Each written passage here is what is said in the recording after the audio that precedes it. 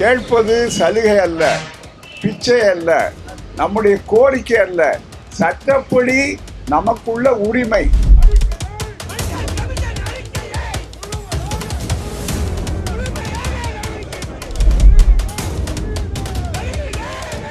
இணைச் செயலாளர்கள் 322 பேர் இருக்கிறார்கள். இதில் எஸ்சி பட்டியல் இனத்தவர்கள் வெறும் 16 பேர் தான். ஆண்டு நிலவரப்படி 89 செயலாளர்கள். இவர்கள் தான் மிகப்பெரிய அதிகாரிகள், அமைச்சர்களுக்கு வழிகாட்டக்கூடியவர்கள். அப்படிப்பட்டவர்களுக்கு மொத்தம் உள்ள 89 செயலாளர்களிலே பழங்குடியினர் எஸ்டி என்று சொல்வோர் ஒரே ஒருவர் தான். எவ்வளவு நெஞ்சம் பதைக்கவில்லையா? 14 யார் சாப்பிடுகிறார்கள்? உயர் ஜாதிக்காரர்கள். யார் பறித்திருக்கிறார்கள்? உயர் ஜாதிக்காரர்கள்.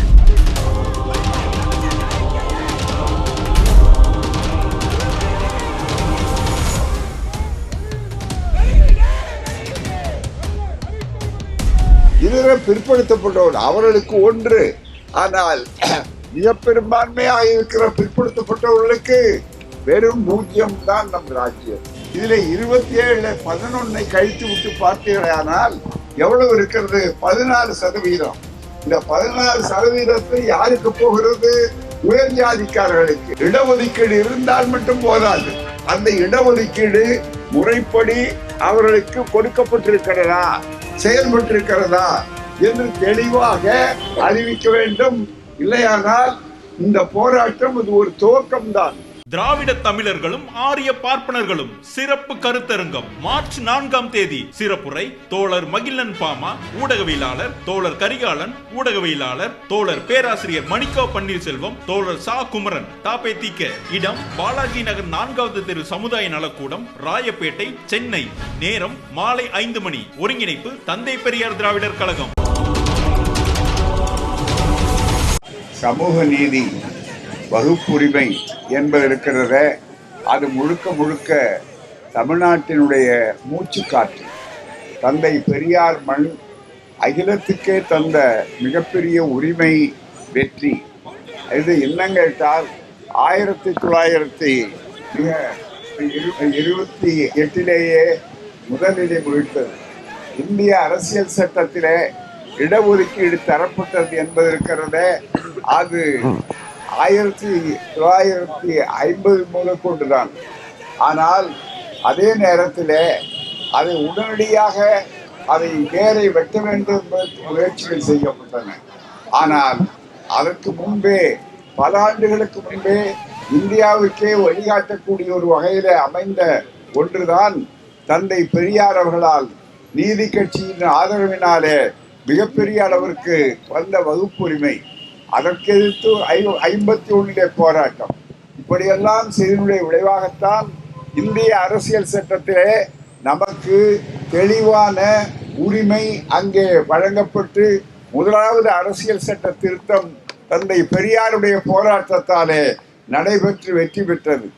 அதற்கு பிறகு பொருளாதாரத்தை திணிக்க வந்த நேரத்திலே கூட நாம் எதிர்த்து வெற்றி பெற்றோம், எம்ஜிஆர் அவருடைய ஆட்சியிலே கூட. அதற்கு பிறகு மண்டல் கமிஷன் என்ற பிற்படுத்தப்பட்ட மக்களுக்கு ஏற்கனவே இருந்தது. பாபா சாஹிப் அம்பேத்கர் அவருடைய முயற்சியினாலே எஸ்சி எஸ்டி என்று சொல்லக்கூடிய ஒடுக்கப்பட்ட சமுதாய மக்களுக்கு தனியாக, எஸ்டி என்ற பழங்குடியினருக்கு 7.5%, அதுபோலவே தாழ்த்தப்பட ஆதிதிராவிட மக்களுக்கு அவர்களுக்கு எஸ்சி என்று சொல்லக்கூடிய பட்டியலின மக்களிலே இருக்கக்கூடியவர்களுக்கு 15% என்று 23% போக எஞ்சியதை 27% என்று பிற்படுத்தப்பட்டவர்களுக்கு சட்டபூர்வமாக உயர் நீதிமன்றம், உச்ச நீதிமன்றம் எல்லாம் ஒழுங்குபடுத்தி கொண்ட ஏற்பாடு செய்யும். ஆனால் அந்த சட்டப்படி நாம் கேட்பது சலுகை அல்ல. தயவு செய்து ஊடக நண்பர்கள் கூட இதை பதிவு செய்து கொள்ள வைக்க வேண்டும். கேட்பது சலுகை அல்ல, பிச்சை அல்ல, நம்முடைய கோரிக்கை அல்ல, சட்டப்படி நமக்குள்ள உரிமை. எனவே சட்டப்படி நமக்குள்ள, அரசியல் சட்டப்படி நமக்குள்ள உரிமை. அந்த உரிமை ஒடுக்கப்பட்ட சமுதாயத்திற்கு குறைந்தபட்சமாக 15%, 7.5%, பிற்படுத்தப்பட்டவர்களுக்கு 27% என அங்கே அளிக்க வேண்டும். ஆனால் அதையும் தாண்டி தமிழ்நாட்டிலே திராவிடர் கழகம் பெரியார் மன்னன் இருக்கிற காரணத்தாலே 69% இந்தியாவிலே இருக்கிற ஒரே ஒரு மாநிலம் தமிழ்நாடு தான். அதுவும் அரசியல் சட்ட பாதுகாப்போடு இருக்கிறது, 9வது அட்டவணை பாதுகாப்போடு. இப்படிப்பட்ட இவ்வளவு பாதுகாப்பாக இருக்கிற ஒரு அரசை, அரசினுடைய கொள்கைகளையே தூக்கி விழுங்கக்கூடிய அளவிற்கு மத்தியிலே ஒன்றியத்திலே ஆளக்கூடிய RSS, பாஜக, மோடி அரசு முழுக்க அதை கடைபிடிப்பதே கிடையாது. ஒரு சின்ன உதாரணத்தை உங்களுக்கு சொல்ல வேண்டும். புள்ளி விவரங்கள் ஏராளம் இருக்கின்றன. இதிலே 1922 ஜனவரி 1ஆம் தேதி நிலவரப்படி 75 அமைச்சரவை மற்றும் துறைகளில் பணியாற்றும் செயலாளர்கள் இருக்கிறார்கள், அதிகாரிகள். அந்த நியமனம் எப்படி இருக்கிறது? இணை செயலாளர்கள் 322 பேர் இருக்கிறார்கள். இதில் SC பட்டியல் இனத்தவர்கள் வெறும் 16 பேர் தான். ST பழங்குடியினர் வெறும் 19 பேர் தான். OBC பிற்படுத்தப்பட்டவர்கள் 39 பேர் தான். இதுவரையிலே அது மட்டுமல்லாமல் 2019 முழுக்க என்ன சூழ்நிலை என்பதை எண்ணி பார்க்கிற போது நண்பர்களே, மிக முக்கியமாக கவனிக்க வேண்டியது ஆண்டு நிலவரப்படி 89 செயலாளர்கள். இவர்கள் தான் மிகப்பெரிய அதிகாரிகள், அமைச்சர்களுக்கு வழிகாட்டக்கூடியவர்கள். அப்படிப்பட்டவர்களுக்கு மொத்தம் உள்ள 89 செயலாளர்களிலே பழங்குடியினர் ST என்று சொல்வோர் ஒரே ஒருவர் தான். எவ்வளவு நெஞ்சம் பதைக்கவில்லையா? ரத்தம் கொதிக்கவில்லையா? எண்ணி பார்க்க வேண்டும். ஒடுக்கப்பட்டோர் SC என்று சொல்லக்கூடிய நம்முடைய ஒடுக்கப்பட்ட தாழ்த்தப்பட்ட சமுதாயத்தை சார்ந்தவர்களுக்கு சட்டப்படி 15 உரிமை உண்டு. ஆனால் இவர்கள் எவ்வளவு கொடுத்திருக்கிறார்? ஒரே ஒரு செயலாளர். 14 யார் சாப்பிடுகிறார்கள்? உயர் ஜாதிக்காரர்கள். யார் பறித்திருக்கிறார்கள்? உயர் ஜாதிக்காரர்கள். அதை எண்ணி பார்க்க வேண்டும். இதர பிற்படுத்தப்பட்டோர் அவர்களுக்கு 1. ஆனால் மிக பெரும்பான்மையாக இருக்கிற பிற்படுத்தப்பட்டவர்களுக்கு வெறும் 0 தான் நம் ராஜ்யம். எண்ணி பார்க்க வேண்டும். இதையெல்லாம் மற்றவர்கள் கவலைப்படாத நேரத்தில் திராவிடர் கழகம் வழக்கம் போல அதற்காகத்தான் இந்த பணியை செய்து கொண்டிருக்கிறது. சாதாரணம் அல்ல. எனவே நான் தேர்தலிலே அவரவர்கள் அக்கறையோடு இருப்பது நியாயம். ஏனென்றால் தேர்தல் நெருங்கிக் கொண்டிருக்கிறது. ஆனால் இந்த நேரத்திலே கூட செய்ய வேண்டியதை செய்ய வேண்டும் என்று இல்லையானால் அத்துணை கட்சிக்காரர்களும் கூட்டணி கட்சிக்காரர்கள் எங்களோடு தான் இருப்பார்கள். இப்போதும் கொள்கைகளை ஒப்புதலோடு அவர்கள் இருக்கிறார்கள். இதை எண்ணி பார்க்க வேண்டும். எனவே தோழர்களே, ஒவ்வொரு துறையிலும் 27%. சில நாட்களுக்கு முன்னாலே ஒரு தகவலை கேட்டார்கள். என்ன அந்த தகவல் கேட்டார்கள் சொன்னால், எத்தனை 27%, எவ்வளவு நிரப்பப்பட்டிருக்கிறது, எவ்வளவு கொடுக்கப்பட்டிருக்கிறது சொல்லும் போது, அப்போது அந்த தகவல் அறிவிப்பில் என்ன கிடைத்தது சொன்னால் வெறும் 11% தான் கொடுக்கப்பட்டிருக்கிறது என்று சொன்னார்கள். இதுல 27 11 கழித்து விட்டு பார்த்தீர்களானால் எவ்வளவு இருக்கிறது? 16%. இந்த 16% யாருக்கு போகிறது? உயர் ஜாதிக்காரர்களுக்கு. எனவே பகிரங்கமாக சட்டப்படி நமக்குள்ள உரிமையை மறுத்து அவர்கள் இவ்வளவு அக்கிரமத்தை, அநீதியை செய்து கொண்டிருக்கிறார்கள். சமூக நீதிக்கு ஒவ்வொரு துறையிலும் சரியாக இருக்கிறதா என்று பார்க்கிற ஒரே ஒரு அரசு தமிழ்நாடு அரசுதான், திராவிட மாடல் அரசுதான், ஸ்டாலின் அரசுதான் என்ற பெருமைக்குரிய ஒன்று. வேறு ஒன்றியத்திலோ அல்லது வேறு மாநிலங்களிலோ இந்த உத்தரவு அமலாய் இருக்கிறதா, செயல்பட்டுகிறதா, எத்தனை பேர் அமர்ந்திருக்கிறார்கள், எத்தனை பேர் நியமனம் செய்கிறார்கள் என்று இல்லை. இங்கே நம்முடைய இந்த அரசுதான் நியமனம் செய்யப்பட்டிருப்பதை கண்காணிப்பதற்கு ஒரு குழுவே சமூக நீதி கண்காணி குழுப்புன்னு போட்டிருக்கிறார்கள். எனவே அப்படிப்பட்டது ஒன்றிய அரசு முழுக்க நடக்க வேண்டும். அதைத்தான் நாங்கள் வலியுறுத்துகிறோம். ஒவ்வொரு துறையிலும் இடஒதுக்கீடு இருந்தால் மட்டும் போதாது. அந்த இடஒதுக்கீடு முறைப்படி அவர்களுக்கு கொடுக்கப்பட்டிருக்கிறதா, செயல்பட்டிருக்கிறதா என்று தெளிவாக அறிவிக்க வேண்டும். இல்லையானால் இந்த போராட்டம் இது ஒரு துவக்கம்தான். இந்த போராட்டம் ஒரு சிறு பொறிதான். குறியாக இருக்கும்போது நீங்கள் அணைக்க விரும்புகிறீர்களா, அல்லது தீ பரவட்டும் என்று சொல்லக்கூடிய அளவில் நாடு முழுவதும் இந்த கொதித்தெழக்கூடிய அளவிற்கு வாய்ப்பு வரும். அதே போலத்தான் மண்டல் கமிஷன் அறிக்கை கொடுத்த நேரத்தில் 10 ஆண்டுகளுக்கு அதை புதைகுழியிலே போட்டு விட்டோம் என்று மகிழ்ச்சியோடு முன்னேறிய ஜாதி பார்ப்பனர்கள், ஆரியர்கள், மற்றவர்கள் நினைத்தார்கள். ஆனால் இந்தியா முழுவதும் 42 மாநாடுகளை நடத்தினோம், போராட்டங்கள் 16 நடத்தினோம். திராவிடர் கழகத்தின் சார்பிலே அனைவரையும் அழைத்து, அதன் காரணமாகத்தான் நண்பர்களே இன்றைக்கு அனுபவிப்பவர்களுக்கே தெரியாது, யார் இதற்கு காரணம் என்று தெரியாது. 69% பாதுகாப்பளித்தது யாருன்னு தெரியாது. எனவே இந்த மண் பெரியார் மண், இந்த மண் சமூக நீதி மண், இந்த மண் கலைஞர் ஆண்ட மண், அண்ணா ஆண்ட மண், காமராஜர் ஆண்ட மண், ஓமந்தூரார் ஆண்ட மண். அதே போல இன்றைக்கு எல்லாவற்றையும் இழைத்திருக்கக்கூடிய அளவிற்கு ஒப்பற்ற திராவிட மாடல் ஆட்சியினுடைய முதல்வர் ஸ்டாலின் அவர்கள் ஆண்ட மண், ஆள போகின்ற மண், அதில் ஒன்றும் சந்தேகமே இல்லை. அப்படிப்பட்ட ஒரு அருமையான சூழ்நிலையில இந்த கடமையை வலியுறுத்த வேண்டியது எங்கள் கடமை. ஆகவேதான் இங்கே தமிழ்நாடு முழுக்க இந்த போராட்டம் இருக்கிறது. இது தமிழ்நாடோடு நின்று விடாது, அகில இந்திய அளவிலேயே இந்த போராட்டத்தை பெருநகரங்களிலே கூட எல்லோரையும் ஒத்த கருத்துள்ளவர்களை இணைத்து நடத்துவோம். எனவேதான் முழக்கமிடுவோம், போராட்டம் போராட்டம், உரிமைக்கான போராட்டம் என்ற அளவிலே இருக்கிறது.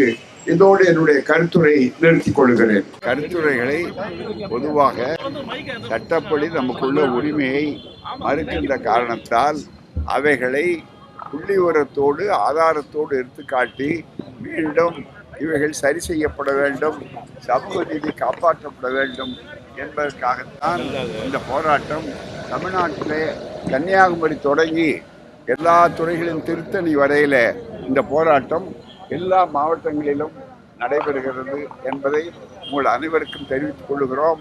இது ஒரு துவக்கமே தவிர முடிவல்ல. இவ்வளவுதான்.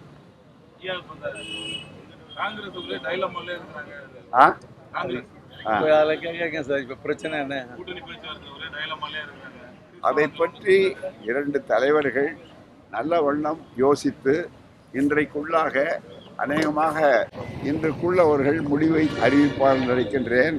பொதுவாக காங்கிரசினுடைய நிலைப்பாட்டை பற்றி நினைக்கிற நேரத்தில் இதுவரையில் அவர்கள் தெளிவாக இருந்த நேரத்தில் குழப்பம் ஏற்பட வேண்டிய அவசியமே இருக்கக்கூடாது என்பதுதான் எங்களை போன்றவர்களுடைய கருத்தாகும். காரணம் என்னவென்றால், முழுக்க முழுக்க பாஜக RSS எதை விரும்புகிறது என்று சொன்னால், எப்படியும் இந்த கூட்டணியிலே காங்கிரஸை அவர்கள் விட்டு வெளியேற வேண்டும் என்று அவர்கள் நினைக்கிறார்கள். ஆனால் அதற்கு இடம் தரக்கூடாது என்று முதல்வர் அவர்கள் தன்னுடைய முழு முயற்சிகளையும் எடுத்துக்கொண்டு இருக்கிற யதார்த்த சூழ்நிலையில என்ன செய்ய வேண்டுமோ அதை தெளிவாக யுக்தானுச்சாரோ மற்றவர்களை அரவணைத்து தெளிவாக சொல்லி இருக்கிறார்கள். கூட்டணியிலே இருக்கிறவர்கள் கொள்கைக்காகத்தான் இருக்கிறோம், பதவிக்காக அல்ல, இடங்களுக்காக அல்ல என்று தெளிவாக சொல்லுகிற நிலையில அதை நன்றாக காங்கிரஸ் நண்பர்களும் ஏற்றுக்கொள்ள வேண்டும், மறக்க வேண்டும். ஏற்கனவே அதிகமாக பெற்றோர்கள் கூட தங்களுடைய இடங்களை குறைத்து கொண்டு பல கட்சிகள் வருகின்றன. யார் வெற்றி பெற வேண்டும் என்பதை விட யார் வரக்கூடாது என்பதில் பாஜகவினுடைய பாசிச அரசியல், மதவாத அரசியல் மீண்டும் அதற்கு தமிழ்நாட்டிலே கால் ஒன்று இடம் கொடுக்க கூடாது என்பதற்காகத்தான் இத்தனை முயற்சிகளையும் அரும்பாடுபட்டு செய்து கொண்டிருக்கிறார்கள். இதற்கு காங்கிரஸ் தெளிவாக உணர வேண்டும். அப்படி இல்லை என்றால் அதனுடைய நட்டம் கொள்கைக்கு ஏற்படுகிற நட்டம். மீண்டும் இந்தியா கூட்டணி போன்ற ஒரு பலமான ஒரு கூட்டணியை உடைப்பதற்கு காங்கிரஸ் மகிழ்ச்சி அடையும். காங்கிரஸ் அதற்கு தன்னை பலிகடாவாக ஆக்கி கொள்ளக்கூடாது என்பது எங்களை போன்றவர்களுடைய கருத்தாகும்.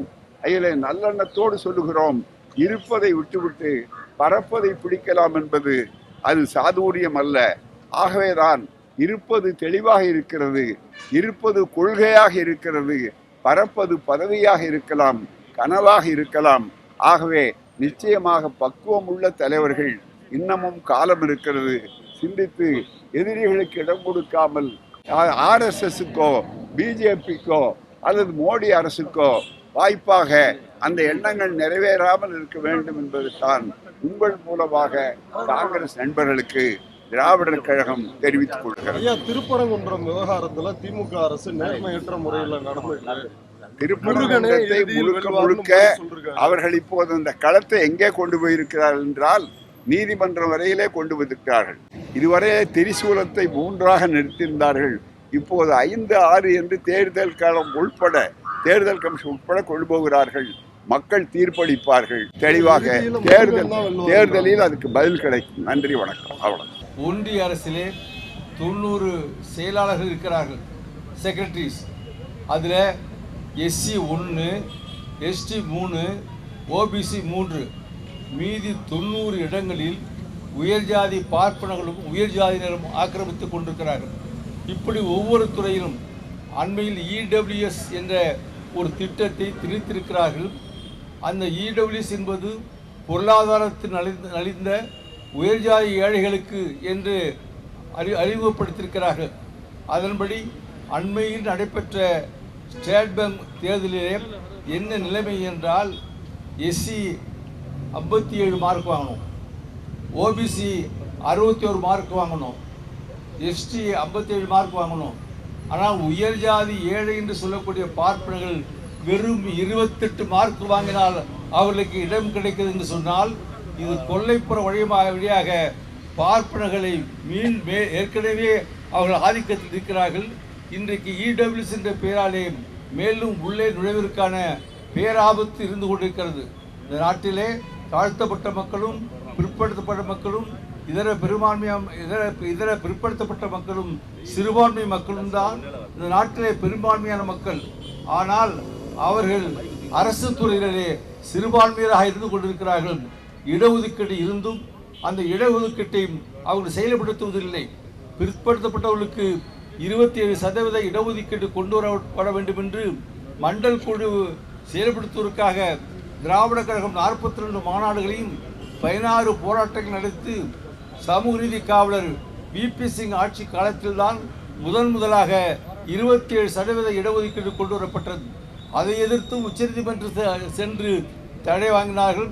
அதற்கும் போராடி பின்னாலே 1092க்கு பின்னால் தான் இந்த பிற்படுத்தப்பட்டவர்களுக்கு பெரும்பான்மையான பிற்படுத்தப்பட்டவர்களுக்கு 27% இடஒதுக்கீடு இருந்தது. ஆனால் அந்த 27% இடஒதுக்கீட்டை கூட ஒன்றிய அரசு துறைகளிலே அவர்கள் முழுமையாக செயல்படுத்தவில்லை. 15 விழுக்காட்டை எட்டவில்லை. சில துறைகள்தான் 15 விழுக்காடு, உயர் பதவிகளிலே 10 விழுக்காடு கூட இல்லை. இப்படியாக சமூக நீதிக்கு எதிராக இன்றைக்கு ஒன்றிய அரசு ஆதிக்கம் நடந்து கொண்டிருக்கிறது. ஒன்றிய BJP அரசுடைய கொள்கை என்பது RSS கொள்கை. RSS கொள்கை என்பது சமூக நீதிக்கு எதிர்ப்பானது, இடஒதுக்கீடுக்கு எதிர்ப்பானது. அந்த கொள்கையை தான் இன்றைக்கு ஒன்றிய BJP அரசு செயல்படுத்தி கொண்டிருக்கிற காரணத்தினாலே அதனை எதிர்த்து இடஒதுக்கீடு சட்டப்படி எத்தனை சதவீதமோ அத்தனை சதவீதம் பிற்படுத்தப்பட்டவர்களுக்கும் SC ST என்று சொல்லப்படுகின்றவர்களுக்கும் மைனாரிட்டி மக்களுக்கும் இடஒதுக்கீடு கொடுக்க வேண்டும். அண்மையில் மகாராஷ்டிர மாநிலத்தில் ஏற்கனவே சிறுபான்மையிற்கு 5% முஸ்லீம்களுக்கு இருந்தது. அதையும் இந்த அரசு நீக்கிவிட்டது. இப்படி இன்றைக்கு பாரதிய ஜனதா ஆட்சி என்பது பார்ப்பன ஜனதா ஆட்சியாக இருந்து கொண்டிருக்கிறது. என்றைக்குமே சமூக நீதி களத்திலே திராவிட கழகம் களப்போர் நடத்தும். அந்த வகையிலே இந்த போராட்டத்தை தமிழ்நாடு முழுவதும் நடத்தி கொண்டிருக்கிறோம். இங்கே தலைவர் ஆசிரியர்கள் தலைமையிலே இந்த ஆர்ப்பாட்டம் நடைபெற இருக்கிறது, கண்டன ஆர்ப்பாட்டம் நடைபெற இருக்கிறது. இந்த ஆர்ப்பாட்டம் இன்று இதோடு முடியாது. உரிய அளவு இடஒதுக்கீடு சட்டப்படி கிடைக்கும் வரை இந்த போராட்டம் தொடரும் என்பதை மட்டும் இந்த நேரத்தில் எடுத்து சொல்லி விடைபெறுகின்றேன். நன்றி, வணக்கம்.